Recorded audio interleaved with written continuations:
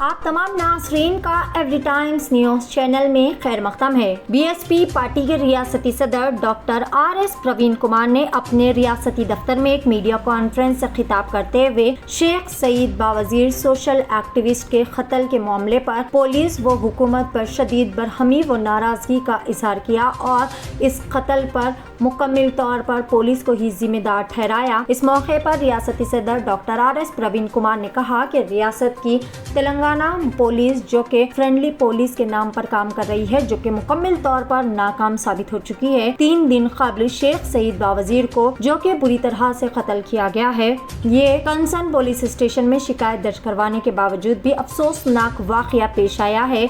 BSP के रियासती सदर डॉक्टर आर.एस. प्रवीण कुमार ने कहा कि ये पुलिस की मुकम्मल नाकामी का नतीजा है, जो कि वो एक समाजी कारकुन की जिंदगी की हिफाजत नहीं कर सके। इस मौके पर मौलाना सूफी खैरुद्दीन कादरी, सदर मुस्लिम यूनाइटेड फ्रंट, अक़लियती सेल के रुकन अबरार हुसैन आज़ाद और दीगर रहनुमा भी मौजूद थे।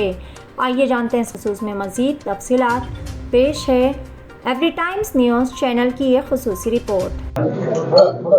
बहुजन समाज पार्टी अपने पार्टी ऑफिस में जो कन्वीन कर रहा है प्रेस कॉन्फ्रेंस को, तो आप लोगों को जो आया, आप सभी लोगों को फिर एक बार शुक्रिया अदा करते हुए आज हैदराबाद शहर में पिछले 10 साल में जो लॉ एंड ऑर्डर सिचुएशन जो है बहुत बिगड़ती जा रही है, उससे हम बहुत कंसर्न्ड है कि इतना बिगड़ गया हालत कि 10 तारीख 3 दिन पहले बारकस एरिया में जो रहता है एक मशहूर सोशल एक्टिविस्ट, इसका नाम है शेख सईद बावजीर। तो पिछले 10 साल से वो बहुत अच्छा सोशल एक्टिविटीज़ करता रहा, लेकिन उसको बहुत जान का खतरा था और वो खतरों का बारे में हैदराबाद कोतवाल साहब को और अपना साउथ जोन पुलिस कमिश्नर को, डिप्टी पुलिस कमिश्नर को और कई पुलिस ऑफिसर्स को वो अपना बताया।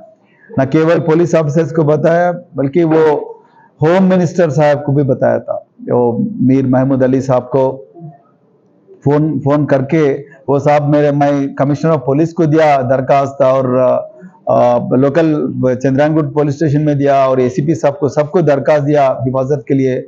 मेरे को जान की खतरा है, मुझे लोग मार डालेंगे करके वो क्लियरली होम मिनिस्टर साहब को बताया। वो बताने के बावजूद भी उसका मर्डर जो है 10 तारीख को हो गया। इसका मतलब क्या है? ये तेलंगाना के रियासत में है कोई होम मिनिस्टर? होम मिनिस्टर है तो क्या उसका हुकूमत चल रही है यहाँ पे? क्या होम मिनिस्टर साहब को ग्राउंड लेवल में जितने भी पुलिस ऑफिसर्स है उसके ऊपर काबू है? क्या हुक्म दिया होम मिनिस्टर साहब ने? क्या एक मामूली सी आदमी, सोशल एक्टिविस्ट जो लोगों के लिए काम करता था, लोगों के जितने भी प्रॉब्लम्स है वो सॉल्व कर रहा था, उसका हिफाजत करने का अगर ये नहीं है तो होम मिनिस्टर साहब वो पद पे क्यों रहना? होम मिनिस्टर साहब तो क्यों होम मिनिस्टर साहब ने पुलिस वालों को ये हुक्म नहीं दिया कि इसका जान बचा लो? क्यों जान बचाने का हुक्म नहीं दिया? क्यों इसको प्रोटेक्शन नहीं दिया? और ये क्लियरली कहा कि किससे इसको खतरा है, उसका नाम भी बताया और कब कब क्या हो सकता, पूरा डिटेल पूरा वो टेलीफोन में होम मिनिस्टर को बताया। अब होम मिनिस्टर के ऊपर कोई चीफ मिनिस्टर है। मैं आज तेलंगाना के चीफ मिनिस्टर को बता रहा हूं कि आपका होम मिनिस्टर काम कर रहे कि नहीं, कभी आप रिव्यू किया? तो बोल के एकदम व्हाट्सएप में, फेसबुक में, यूट्यूब में बोल के लोग को मार रहे और आप लोग कुछ नहीं कर रहे।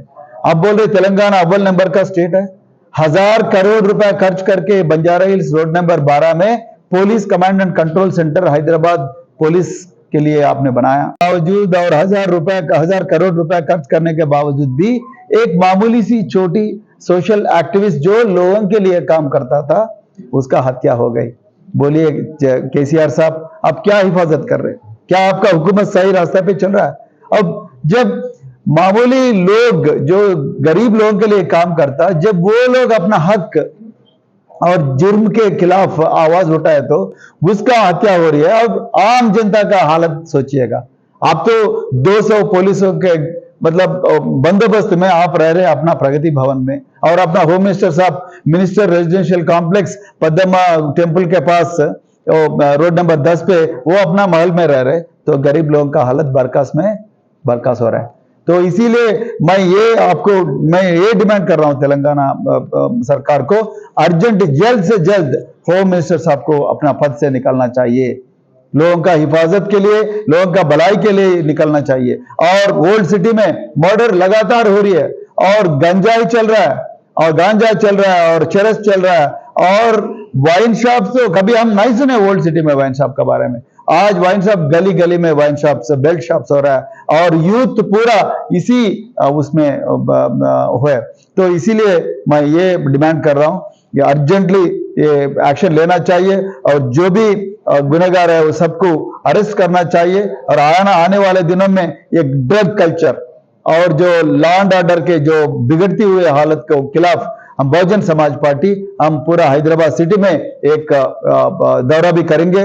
और हमारे साथ है आज जाने माने सोशल एक्टिविस्ट और लीडर मौलाना खैरुद्दीन सूफी साहब। वो साहब भी मुस्लिम यूनाइटेड फेडरेशन के जरिए बहुत इंसाफ के लिए लड़ रहे, और इसके खिलाफ बहुत जुर्म भी किए तेलंगाना के सरकार, फिर भी पीछे ना हटते हुए साहब तो अपना संघर्ष जारी कर रहे। मैं आपको साहब को आपके सामने धन्यवाद करता हूं। और इसी बातों से मैं फिर एक बार तेलंगाना सरकार को ऐसे मर्डर्स को रोकने के लिए मैं डिमांड कर रहा हूं। ये बिगड़ती हुई हालत को रोकने के लिए, सुधारने के लिए मैं डिमांड कर रहा हूं। और जो भी गुनहगार है, जो भी ड्रग पेडलर्स है, जो भी नाजायज रूप में वाइन्स बेच रहे, वो सभी लोगों को, जो भी यूथ को खराब कर रहे, वो सभी जितने भी गुनहगार है, जितने भी पावरफुल है वो लोग, जितने भी दूर है उसका पहुंच है, वो लोगों को पकड़ के चंचलगुड़ा और चेरपल्ली जेल में भेजना करके मैं ये डिमांड करते हुए मैं फिर एक बार आप सभी लोगों को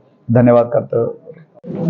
अस्सलाम वालेकुम रहमतुल्लाहि व बरकातहू। मोअज़्ज़िज़ नाज़रीन किराम, हमारी रियासत तेलंगाना और बिलखुसूस शहर हैदराबाद के जो हालात है वो किसी से ढके छुपे नहीं हैं।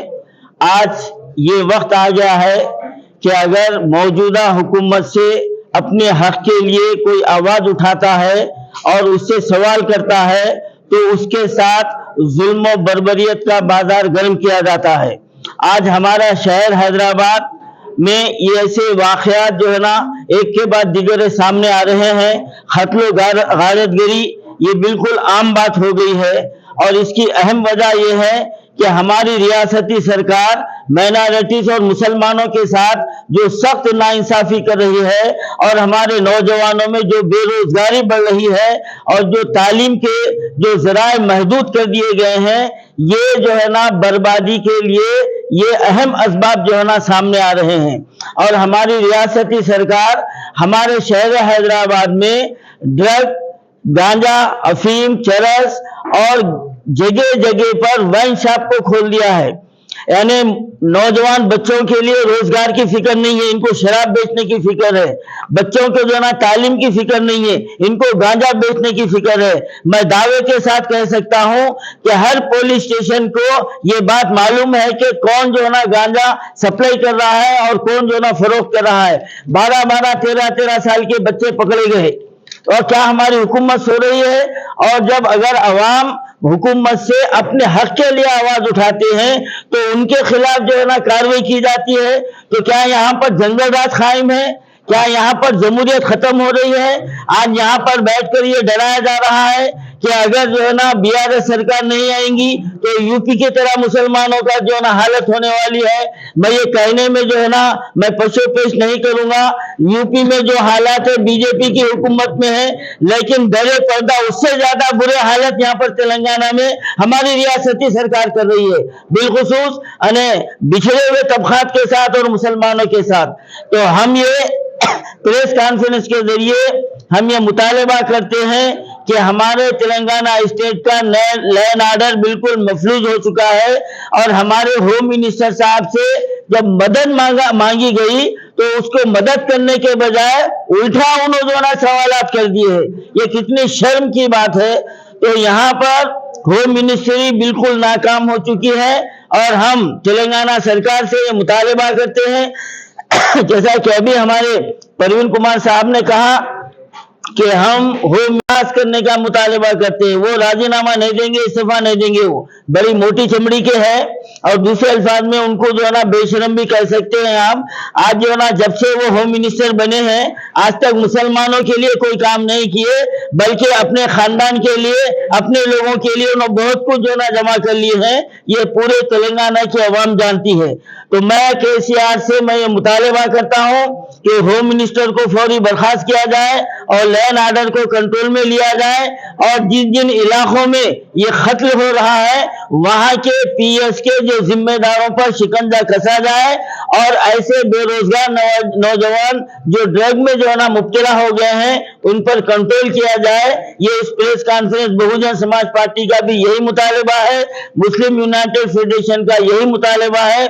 आज हम बहुजन समाज पार्टी के दफ्तर में इसलिए आए हैं कि जनाब परवीन कुमार साहब मुसलमानों और दलितों के ये एक जो ना हमदर्द है और उनके लिए ये काम कर रहे हैं। तो जो भी इंसानियत की भलाई के लिए काम करेगा हम उसका साथ देंगे। ये मुस्लिम यूनाइटेड फेडरेशन का ये हमारा जो ना उसूल है।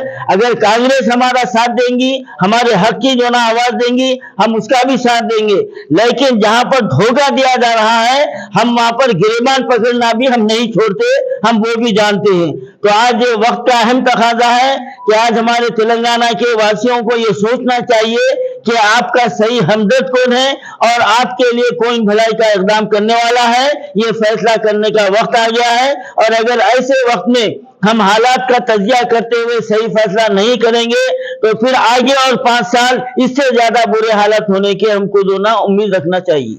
हज व उम्रा की बेहतरीन खिदमत का भरोसेमंद नाम Alheen global services private limited, सऊदी अरब और हिंदुस्तान से मंजूर शुदा Alheen global services private limited मक्का और मदीना के करीब रिहाइश और हैदराबादी लजीज खाने, मुक़द्दस मुक़ामात की ज़ियारत, डायरेक्ट फ़्लाइट, 15 दिन का पैकेज डीलक्स सिर्फ और सिर्फ 85,000 रुपये और बजट पैकेज सिर्फ 85,000। इसके अलावा लग्जरी ट्रांसपोर्टिंग। उजलत करें, देर ना कीजिए, इस सुनहरे मौके से फ़ायदा उठाएं। Alheen global services private limited, first floor, Babu Khan estate, Basheerbagh. मजीद जानकारी के लिए 9949940160 या फिर 04048549586 पर भी राब्ता कर सकते हैं।